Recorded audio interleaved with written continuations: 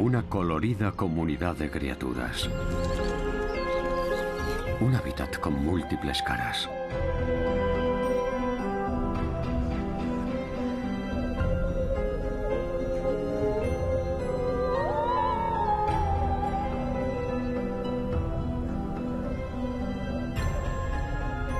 Es un terreno húmedo e impenetrable. Estas tierras siempre han estado envueltas en un aire misterioso, incluso peligroso. Y sin embargo, aquí se pueden hacer asombrosos descubrimientos.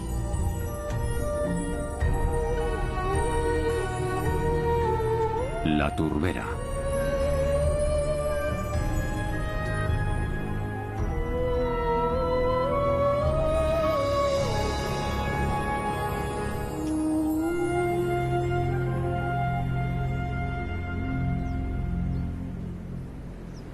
Después de la última glaciación se formaron grandes extensiones de turbera alta en Europa septentrional y central, en lugares donde la abundancia de agua ralentizaba la descomposición de la materia vegetal.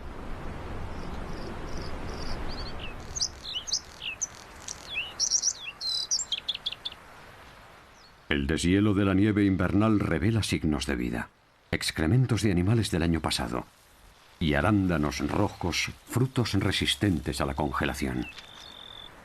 Y una pequeña oruga que ha sobrevivido a los intensos fríos del invierno en las turberas altas. Es una larva de Colias palaeno, la mariposa amarilla de las turberas, una especie amenazada.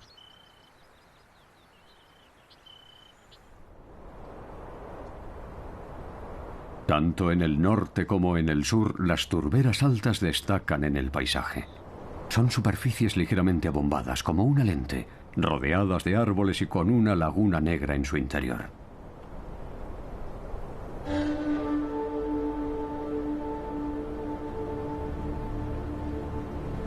Las turberas altas son fácilmente reconocibles. Abedules y pinos bajos, arbustos frutales y ciperáceas, y una gruesa alfombra de musgo de turbera que forma una densa capa vegetal que absorbe el agua como una esponja. Esta espesa capa de musgo está salpicada de plantas carnívoras que brotan en primavera de sus capullos invernales.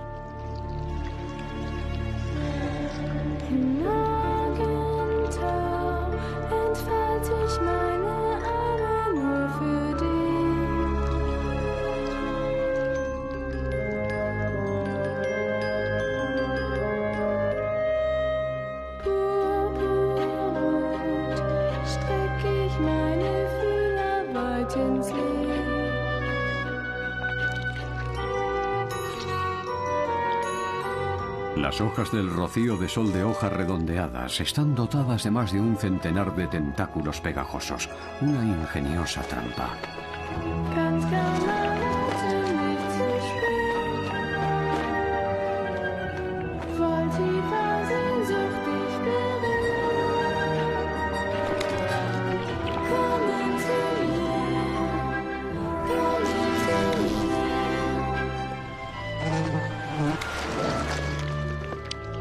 Cuando una de estas plantas captura un insecto, lo envuelve y comienza a digerirlo lentamente.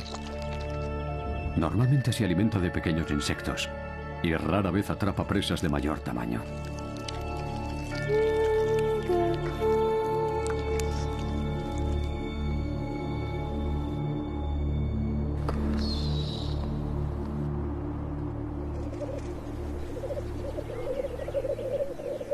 El chorlito dorado europeo es una de las aves de humedal más raras y hermosas de Europa central. Apenas una docena de parejas sigue anidando en el norte de Alemania en la actualidad. Pero los chorlitos dorados son una presencia habitual en las turberas de Escandinavia, junto con los gallos lira comunes. El chorlito dorado es un ave altamente especializada que se reproduce exclusivamente en áreas de hierba corta despejada de arbustos. El apareamiento es un acto rápido y directo.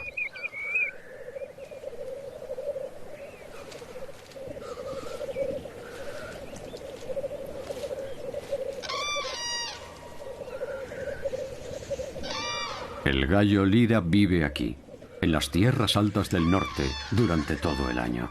No como estas grullas que acaban de regresar tras pasar el invierno en el sur de Europa.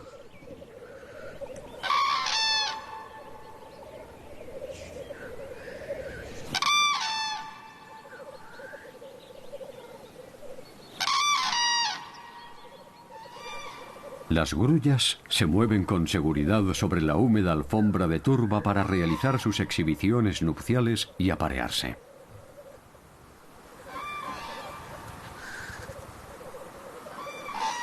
Aunque la mayoría de las grullas se empareja de por vida, reafirman sus lazos y se preparan para la cópula ejecutando sus ritos nupciales tras llegar a la zona de reproducción.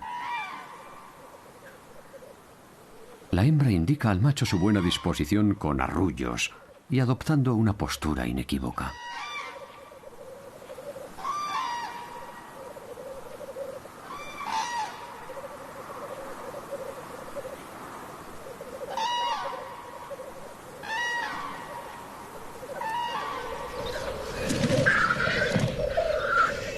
Algo ha interrumpido a la pareja. Parece que no están solos.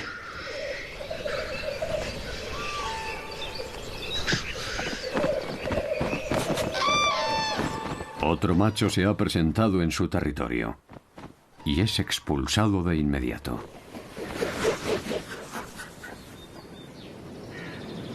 La nieve y el hielo ya se han desvanecido.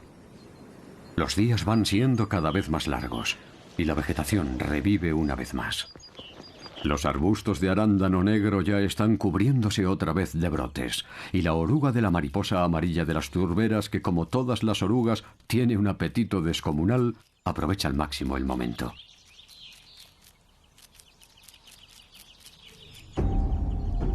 ¿Pero qué hay entre las ramas de estos arándanos negros? Son camisas de serpiente, los restos de las primeras mudas del año.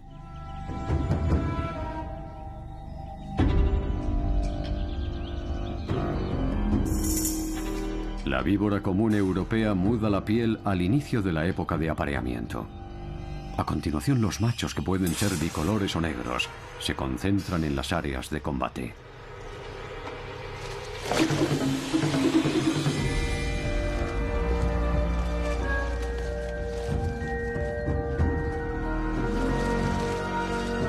Y comienza una batalla ritual. Las víboras machos se enfrentan en incruentos duelos de fuerza.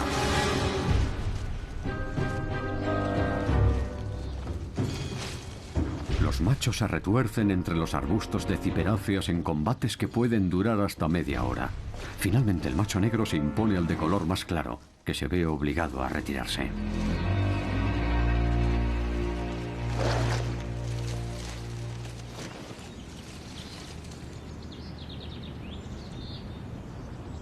Muchas plantas también están ocupadas con la reproducción.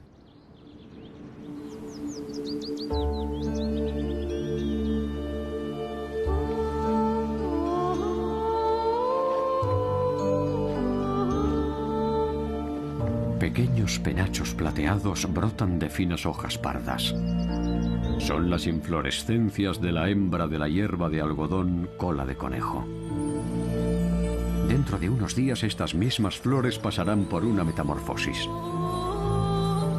Se convertirán en machos y su polen emprenderá un viaje.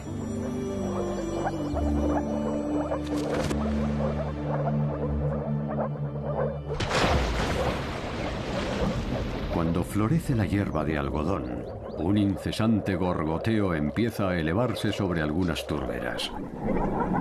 Es la llamada de la rana arbalis. Durante la época de reproducción, las ranas macho adoptan un color azul. Esto les ayuda a distinguir a los machos de las hembras cuando buscan pareja en la melé. Las ranas arbalis viven en las turberas bajas como los rascones comunes. Esta tímida ave tiene preferencia por las masas de agua con extensas orillas pantanosas.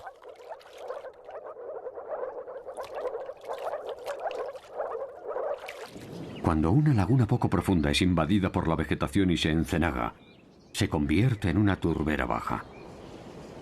Como ocurre en todas las turberas, en ella se acumula más materia vegetal muerta de la que los microorganismos pueden descomponer. Alrededor de estas lagunas moribundas se forman bosquecillos que suelen elegir las grullas para anidar. Con sus largas patas llegan sin dificultad hasta sus nidos, inaccesibles para los ladrones de huevos como los zorros.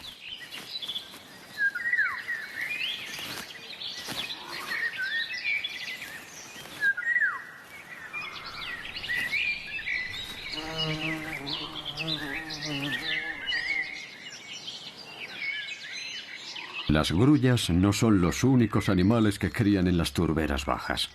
Los ratones espigueros también tienen aquí a sus crías más avanzado el año. Las áreas pantanosas de las turberas altas también ofrecen seguridad. El centro de la turbera se eleva progresivamente según crece la vegetación hasta dejar de estar en contacto con las aguas subterráneas.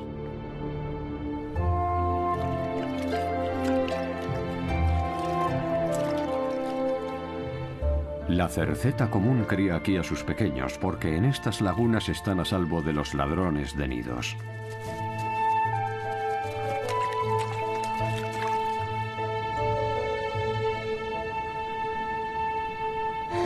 Praderas flotantes, charcas, pantanos. Este es el reino del carnívoro rocío de sol. Después de desplegar sus tentáculos pegajosos, empieza a florecer.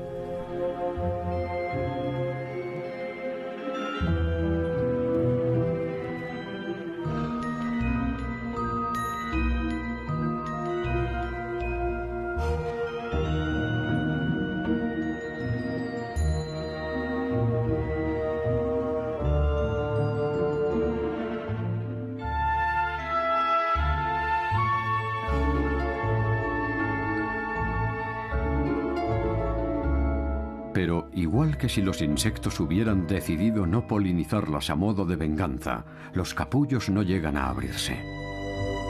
Esta planta puede autopolinizarse desde dentro de sus propios capullos.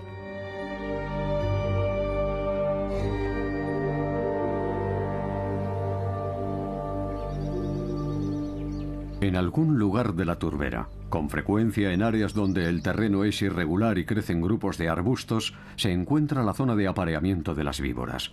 Los combates están lejos de terminar en este rincón de la turbera.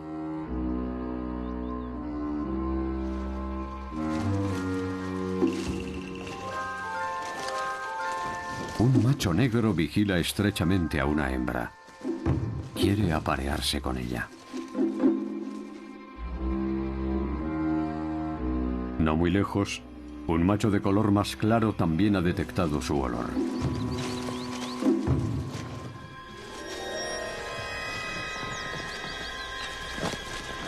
El macho negro está a punto de alcanzar por fin su objetivo. La hembra de color parduzco es asediada ahora por dos admiradores, pero no se apareará con ninguno de ellos hasta que uno ahuyente al otro.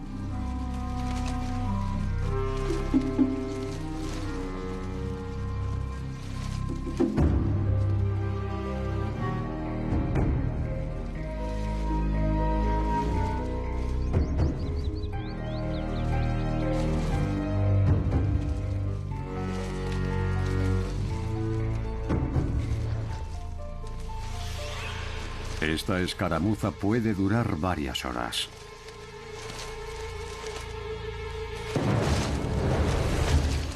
De repente, el macho bicolor pasa a la ofensiva y obliga a huir a la víbora negra.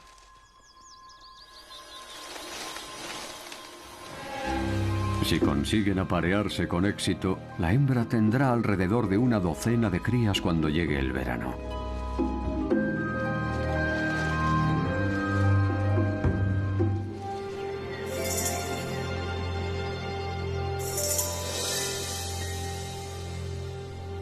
En los arbustos de arándano negro, la oruga de la mariposa amarilla de las turberas se dispone a pupar. Ya se ha anclado a una rama con un hilo de seda.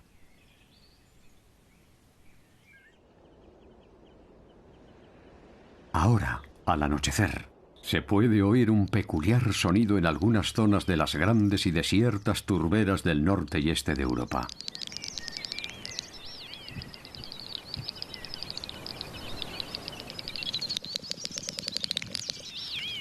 Es la llamada de cortejo de la agachadiza real. Este pájaro no empieza a desarrollar su actividad hasta después de caer la noche. Mientras tanto, bien camuflado por su plumaje, se abre camino a través de la turbera hasta el área de cortejo.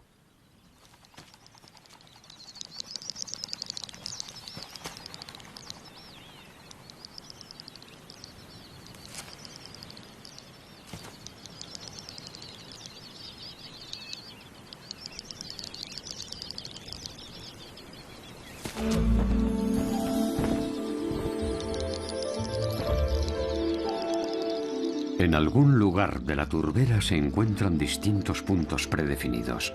En ellos, a veces hasta 30 machos compiten entre sí por superar a los demás e impresionar a las hembras con su maestría en el canto y la exhibición de su plumaje.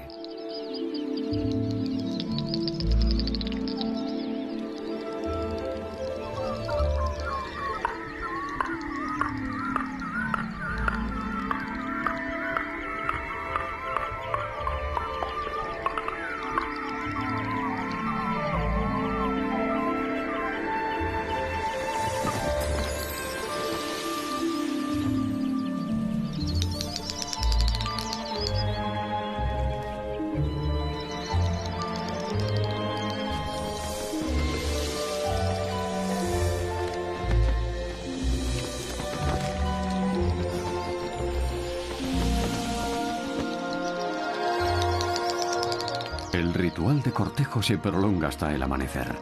Entonces todas estas peculiares aves alzan el vuelo a la vez como si hubieran recibido una señal inaudible.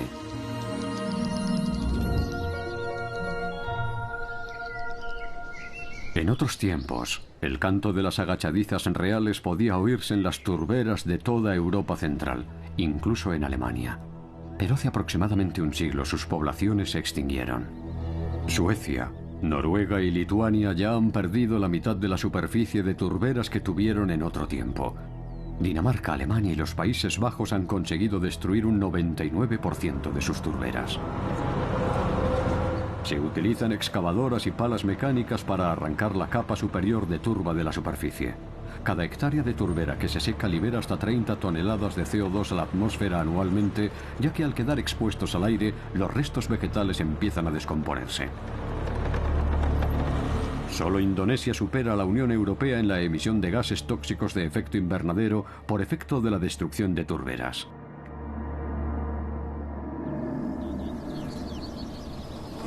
Alrededor de 2/3 de las turberas de Europa han sido destruidas por la desecación. Y no parece que esta tendencia vaya a remitir. En las turberas que aún se conservan crecen delicados tesoros del reino vegetal, como este abedul enano de una turbera del sur de Alemania. Este árbol, que no supera en altura a la hierba de algodón, es aquí una rareza.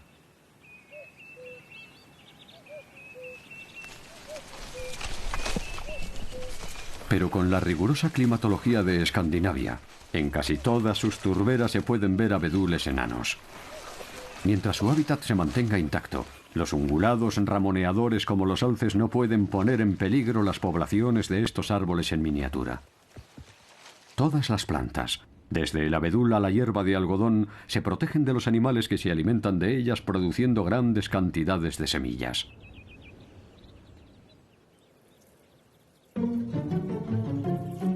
Las depresiones húmedas que separan las islas de hierba de algodón son el reino de las hormigas de la turba. Como los abedules enanos, estos insectos son reliquias de la última glaciación. Las hormigas de la turba están plenamente adaptadas a este hábitat. Utilizan puentes y viven en el interior de la húmeda alfombra de musgo de la turbera.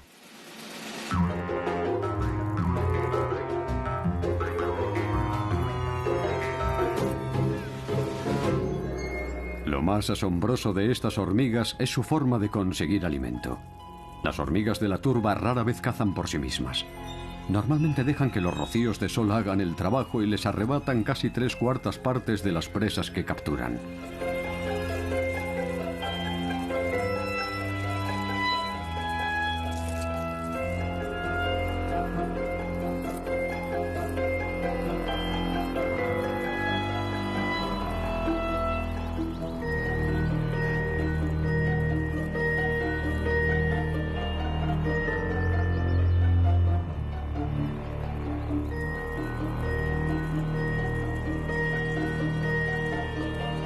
El botín es transportado hasta el nido y empleado en la alimentación de las larvas.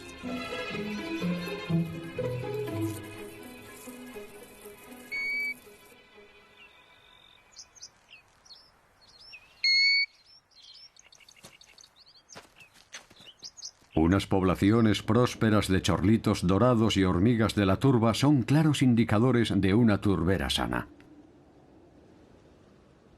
Alrededor de los bordes de una superficie intacta de turba a menudo se encuentran crestas boscosas, con frecuencia rodeadas por un cinturón de praderas y bosque semi-inundado de gran valor ecológico.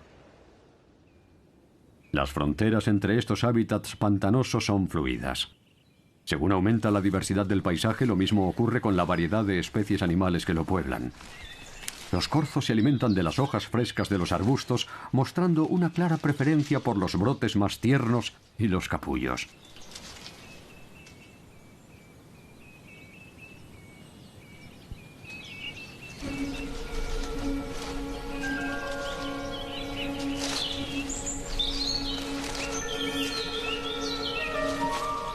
Hay signos de vida en los arándanos negros.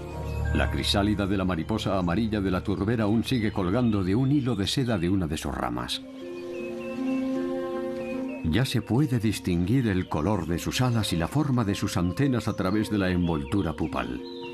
El proceso de la eclosión, que siempre tiene lugar al amanecer, apenas dura 2 minutos.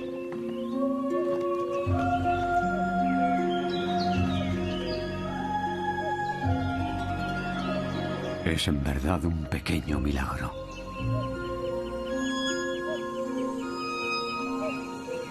Las alas y el exoesqueleto quitinoso de la mariposa tardan un rato en endurecerse y adoptar su forma definitiva.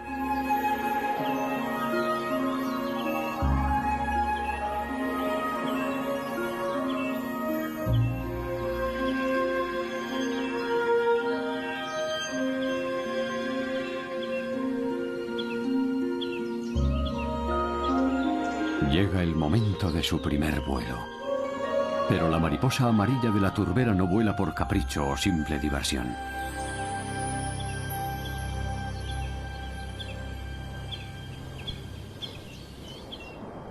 El cinturón de turbera baja que rodea la turbera alta es de extraordinaria importancia para estas mariposas.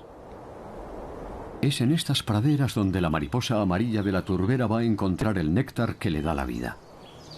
Este alimento de alto contenido en azúcares es esencial para garantizar que tenga éxito en la reproducción.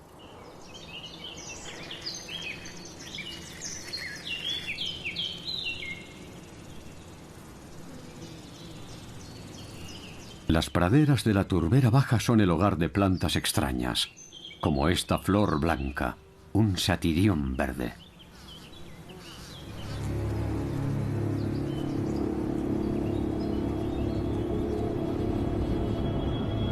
Estas flores despiertan al caer la noche.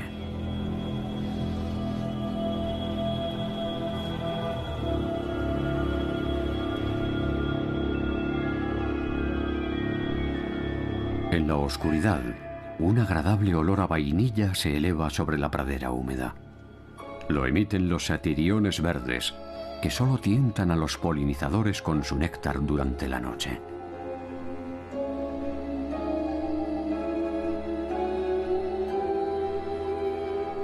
Los polinizadores del satirión verde son polillas, que se sienten irresistiblemente atraídas por el embriagador perfume y la dulce recompensa.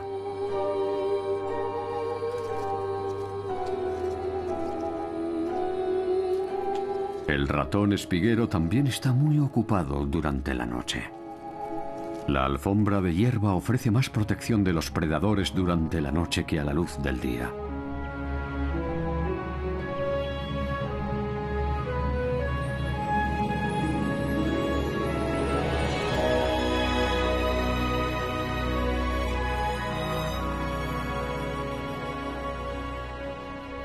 Las turberas bajas bien estructuradas, surcadas por vías de agua y flanqueadas por bosques sanos por un lado y por turberas altas por el otro, son auténticos tesoros naturales. Un ejemplo particularmente bello de este tipo de turbera en Europa Central puede encontrarse en un bosque bohemio, en el corazón del Parque Nacional de Šumava, en la República Checa.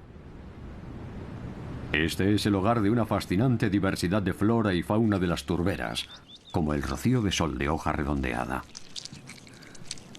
Las ladronas hormigas de la turba no son las únicas que hacen la vida difícil a esta planta carnívora.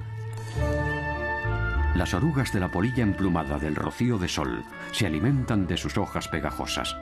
Y eso no es todo.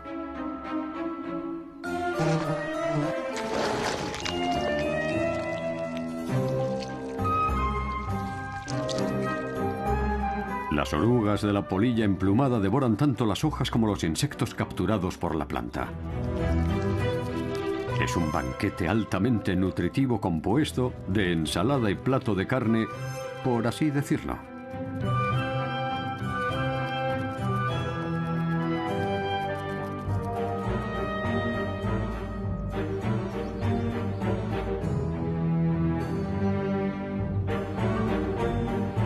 Estas orugas necesitan hacer acopio de energías, ya que ellas también tienen que pupar, y por lo general lo hacen en el pedúnculo de un rocío de sol.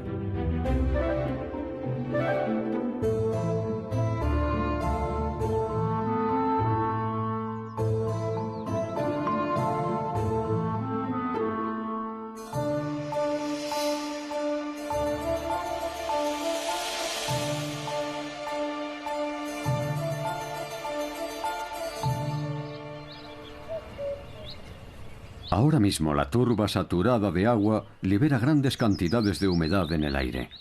La turbera está caliente y húmeda, y eso atrae a los corzos.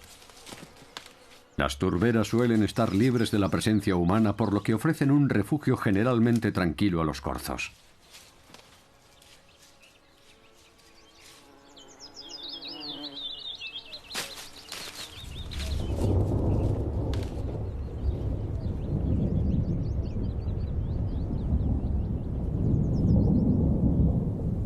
Densas nubes cargadas de agua indican la llegada de la energía vital de las turberas altas.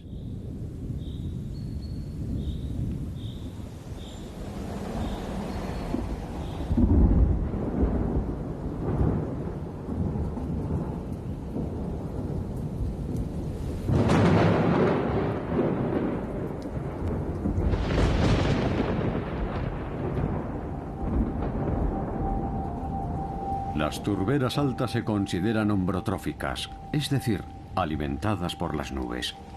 Esto significa que el agua que contienen procede única y exclusivamente de la lluvia, y no de aguas subterráneas o cualquier otra fuente.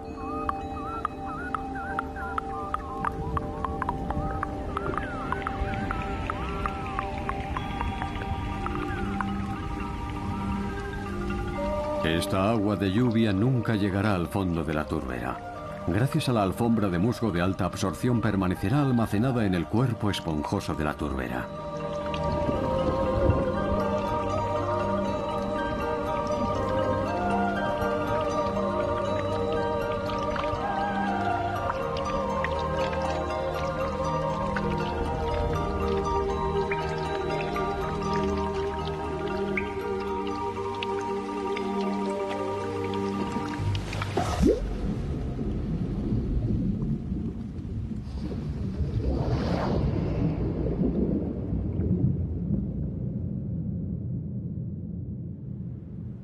En las depresiones de la superficie de la turba se forman lagunas negras. Solo ciertas plantas y animales pueden subsistir en este agua altamente ácida.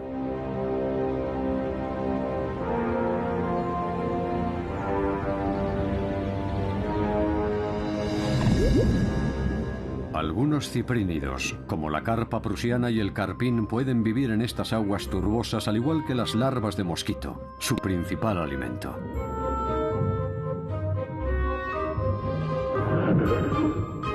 También muestran una clara predilección por las larvas de la libélula de hocico blanco.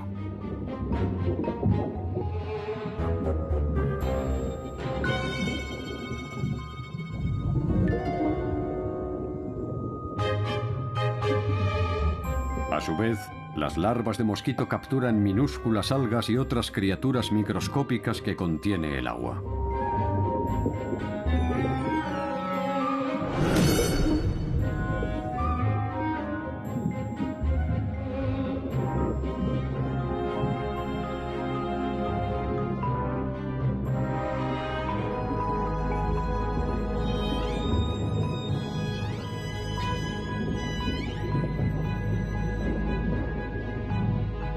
Otros depredadores acechan sobre la superficie del agua. El plato favorito del martinete común es el pescado.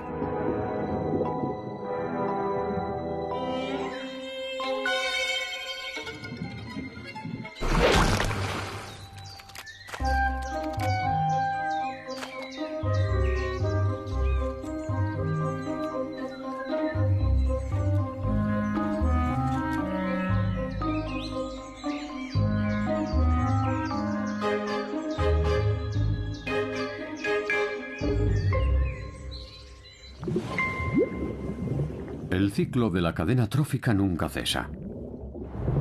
Pero la vegetación de las turberas no parece estar sujeta a esta ley.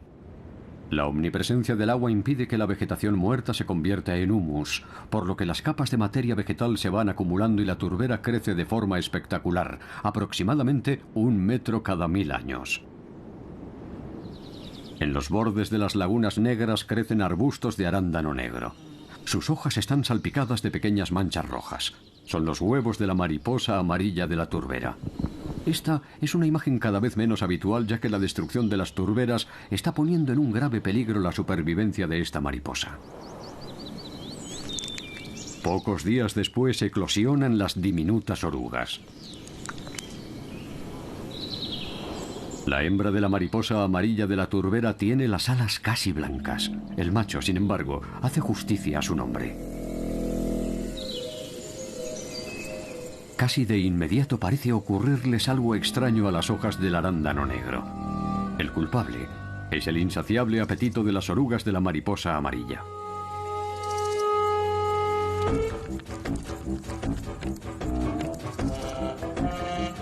Las orugas que nacen en primavera se alimentan de brotes tiernos, por lo que solo quedan las hojas para las que nacen en la siguiente generación durante el verano. Pero dado que las hojas son demasiado gruesas y correosas, la pequeña oruga devora únicamente el tejido que hay entre los nervios de la hoja, dejando solo su esqueleto.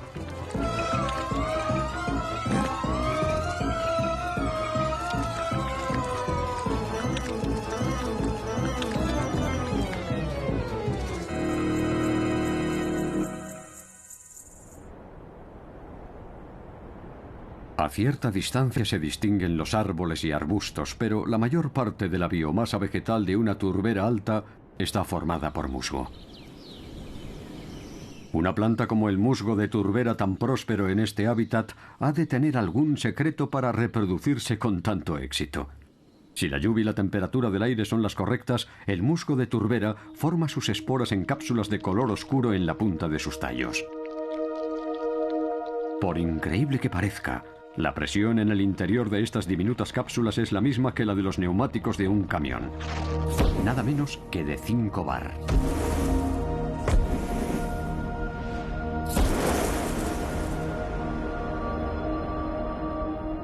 El viento transporta esta preciosa carga a través de la turbera a lugares donde puede germinar.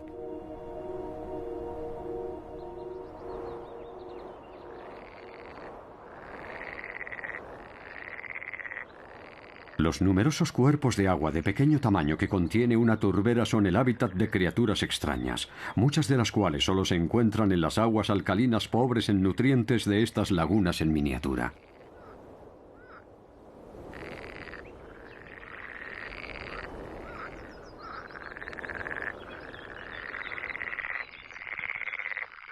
Han pasado 2 años viviendo bajo el agua como larvas.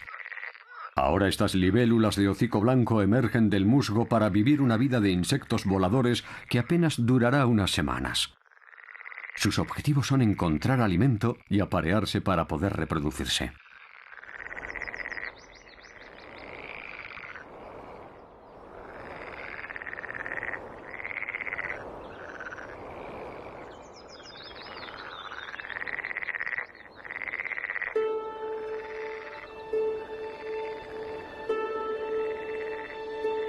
Encontramos otra planta carnívora en los cauces de la turbera que se secan periódicamente. El rocío de sol de hoja alargada.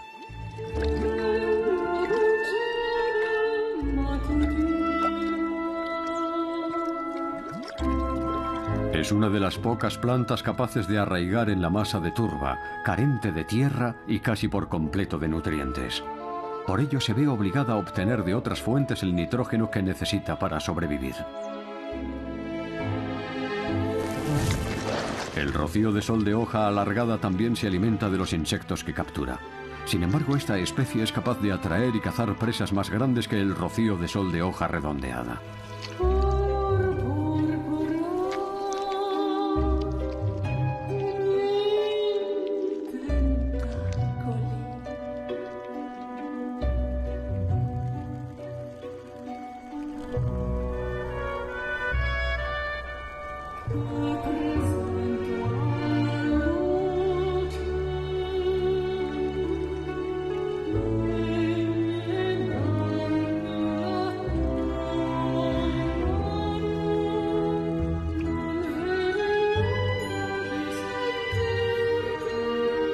Resulta difícil encontrar en la turbera otro hábitat tan extremo como este. Y la falta de nutrientes solo es uno de los problemas que presenta.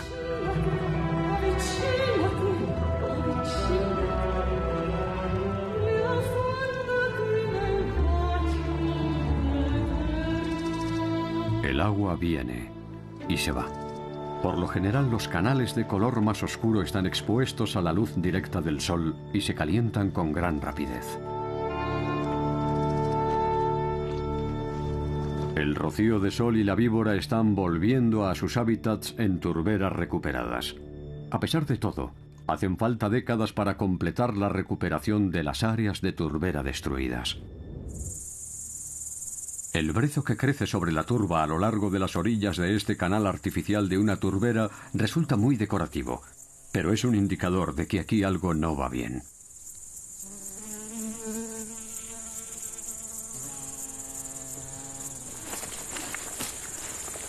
El brezo busca la tierra seca. Cuando crece en abundancia es síntoma de que la función absorbente de la turbera alta ha sido destruida por la desecación.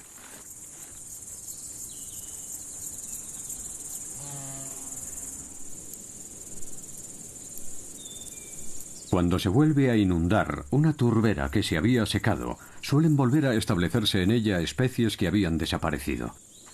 El gran saltamontes de los pantanos, uno de los saltamontes indígenas europeos más grandes y llamativos, es uno de los beneficiados por este tipo de medidas conservacionistas.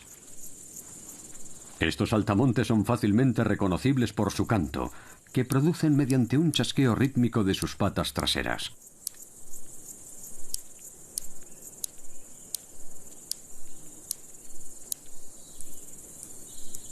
El carnívoro rocío de sol no representa ninguna amenaza para este poderoso saltamontes. Por el contrario, con frecuencia devora las hojas de la planta, aunque por lo general él se alimenta de hierbas.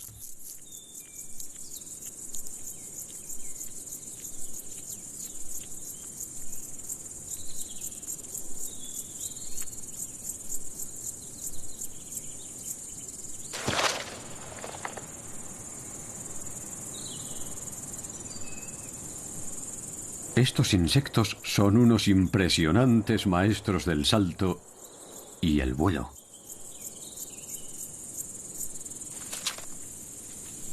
Y unos tenaces luchadores cuando se trata de encontrar una hembra con la que aparearse.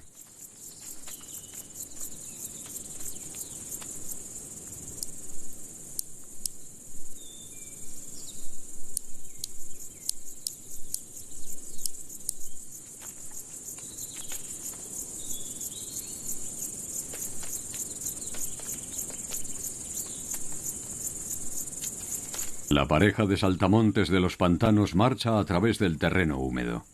Este va a ser su lugar de cría. Los huevos solo podrán desarrollarse si el suelo contiene la humedad suficiente. En años recientes muchas poblaciones de estos saltamontes se han extinguido por Europa.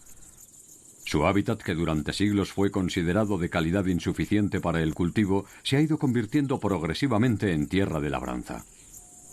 En la actualidad se están dedicando a cultivos de biomasa para generar energía, tierras donde en otro tiempo abundaban las praderas húmedas.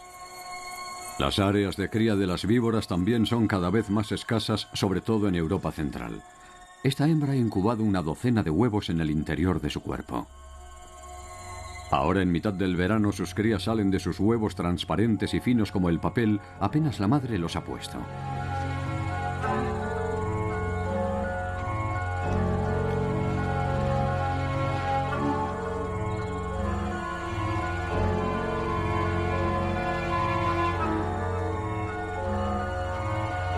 Las jóvenes víboras mudan la piel poco después de nacer.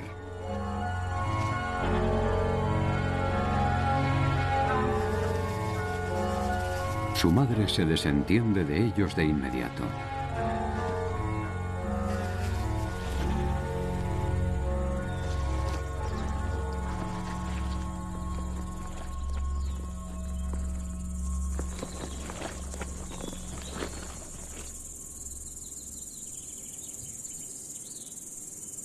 Desde lejos, las turberas suelen tener un aspecto monótono. Hay que observarlas de cerca para descubrir su gran biodiversidad. En los brotes del rocío de sol de hoja redondeada, las polillas emplumadas están saliendo de sus crisálidas. Las diminutas criaturas peludas y monstruosas que atacaban y devoraban las trampas pegajosas y las presas del rocío de sol han tardado 2 semanas en transformarse en delicados lepidópteros de alas plumosas.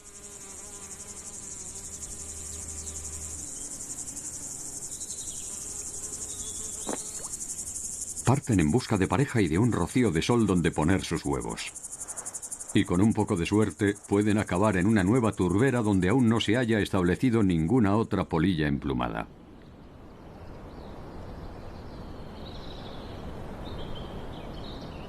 Otra nueva generación está naciendo al borde de la turbera alta, en un bosquecillo húmedo.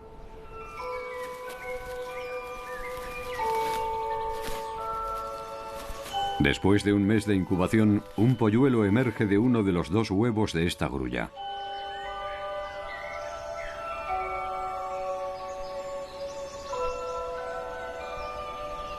Con solo un día de vida, la grulla recién nacida apenas puede tenerse en pie. Y su madre no ayuda haciéndola rodar hacia el centro del nido como si fuera un huevo. Quizá es por falta de hábito.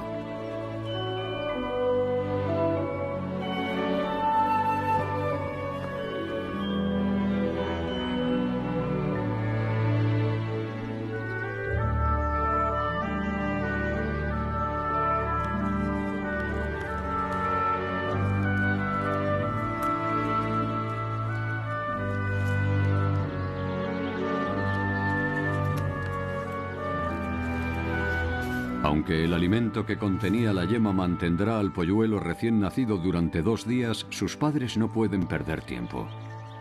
Tienen que traerle comida de la turbera baja cuanto antes. El pequeño no tarda en aprender que las larvas de libélula se comen, aunque aún no consigue averiguar cómo.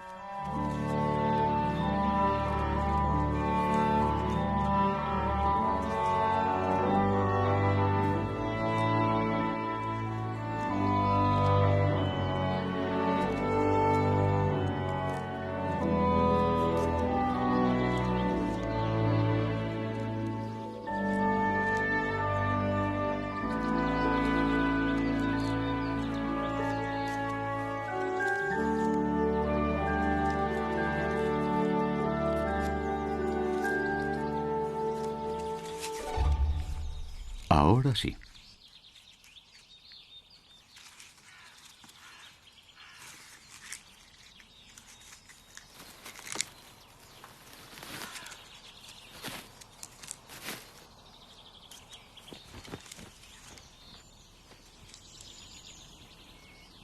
Turberas altas, pantanos, bosques semi-inundados.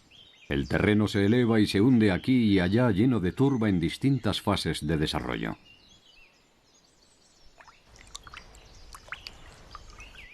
El rascón europeo encuentra aquí en abundancia sus insectos favoritos, y también un lugar protegido entre el mimbre, los juncos y la cola de caballo para criar a sus pollos.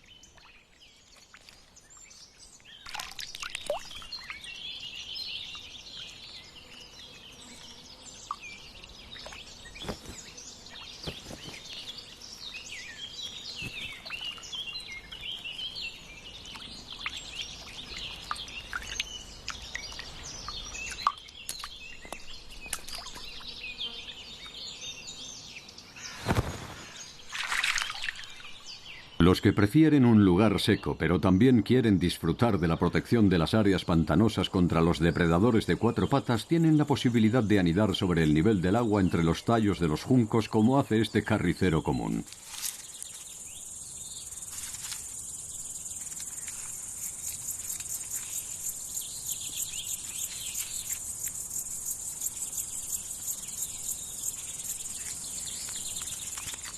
El ratón espiguero, el más pequeño de nuestros roedores nativos, busca su alimento en las alturas, en las semillas de la ulmaria.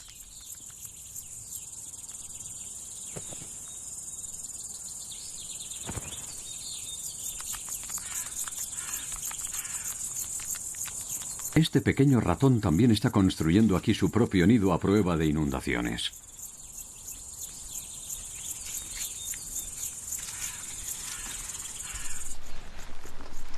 Sus crías se encuentran en el centro. Aún no tienen 48 horas de vida y apenas son mayores que un grano de café.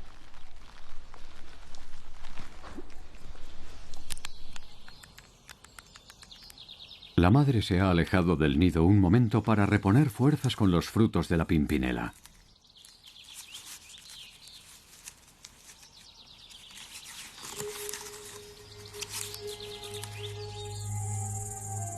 Aunque todos estamos más o menos familiarizados con las turberas como hábitat, quizá aquí hay por descubrir más animales y plantas de los que no sabemos nada que en otros lugares. Esta variedad de higrócibe de las turberas, por ejemplo, es uno de los hongos de color más llamativo que se encuentran en nuestras latitudes. Nadie sabe por qué esta seta tiene un color tan brillante. Las primeras noches de frío hacen cambiar de color las hojas de los abedules. Ha llegado el otoño. Las grullas se disponen a migrar al sur. Grandes turberas despejadas les servirán para descansar y reunirse durante el viaje.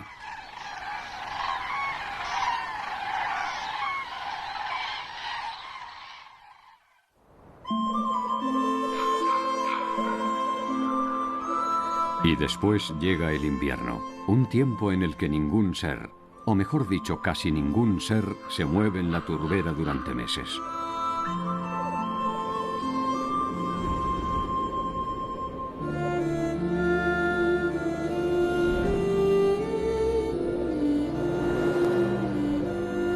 Hasta que una vez más los gallos lira vuelven a saludar el nuevo año con su cautivadora danza nupcial.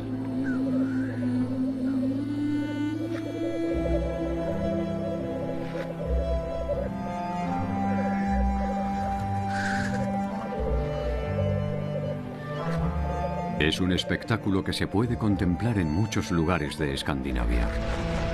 Por desgracia, el gallo lira desapareció hace mucho de la mayoría de turberas de Europa Central.